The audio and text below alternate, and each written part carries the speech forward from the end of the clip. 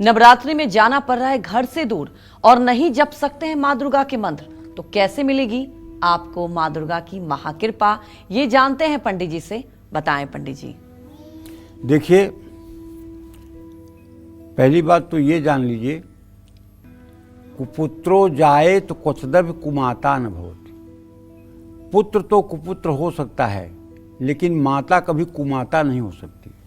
देवी भागवत में लिखा हुआ है कि अपराधो भवत्येय तनयस्य पदे पदे को परः सहते लोके केवलम मातरम विना।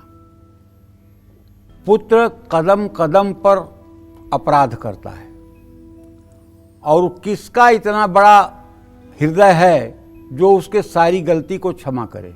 वो सिर्फ माँ का हृदय है, जगत जननी जगदम्बा का हृदय है, वही क्षमा करती है। अपराधो भवत्येव तनयस्य पदे पदे को परः सहते लोके केवलम मातरम विना। वो माँ सिर्फ क्षमा कर सकती है और दूसरी कोई शक्ति नहीं है जो आपके अपराधों को हंस करके क्षमा कर दे। तो कहने का मतलब ये है, आप संस्कृत पढ़ना जानते हैं, नहीं जानते हैं, हिंदी पढ़ना जानते हैं, नहीं जानते हैं, आपको एक बात जानना चाहिए कि आपकी ये माँ जगत जननी जगदम्बा सभी विद्याओं की अधिष्ठात्री देवी है और इसे सब प्रकार की भाषाओं का ज्ञान है, सब प्रकार के संकेतों का ज्ञान है। आप केवल हृदय से बिना मंत्र बोले ही अगर माता के प्रति समर्पित भाव दिखाएंगे तो भी माता आपकी पूजा स्वीकार करेगी। और यदि नवरात्र में आपको कहीं यात्रा करनी पड़ रही है, आप मजबूरी में हैं, आप घर बैठकर पूजा नहीं कर सकते हैं, तो आप जहाँ भी हों वहाँ आपको भगवती की मानसिक पूजा करनी चाहिए।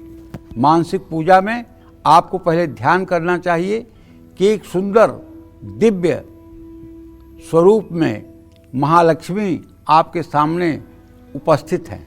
कमल के फूल पर उनका आसन लगा हुआ है। आप उनके श्री चरणों पर जल डाल रहे हैं, आप उनके हाथों पर जल डालकर उनका हाथ धो रहे हैं, और उसके बाद आप उनके लाल वस्त्र समर्पित कर रहे हैं, आप उनके माथे पर चंदन लगा रहे हैं। वो मुकुट धारण किए हुए देवी सैकड़ों सूर्य के समान प्रभा से युक्त हैं। उन्हें आप धूप दिखा रहे हैं, उन्हें आप दिया दिखा रहे हैं, उन्हें आप सुंदर पकवान की थाली भोग प्रसाद के रूप में अर्पित कर रहे हैं। सुंदर फल थाली में उनके सामने आप अर्पित कर रहे हैं। पान का बीड़ा उन्हें आप समर्पित कर रहे हैं।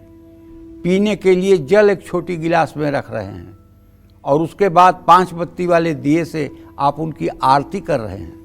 अगर ये मानसिक पूजा नित्य आप कर लें, और किसी कारण से आप विदेश में रहते हैं या कहीं ऐसी जगह रहते हैं जहाँ पूजा करने की आपको व्यवस्था नहीं है, तो ये मानसिक पूजा कर लीजिए।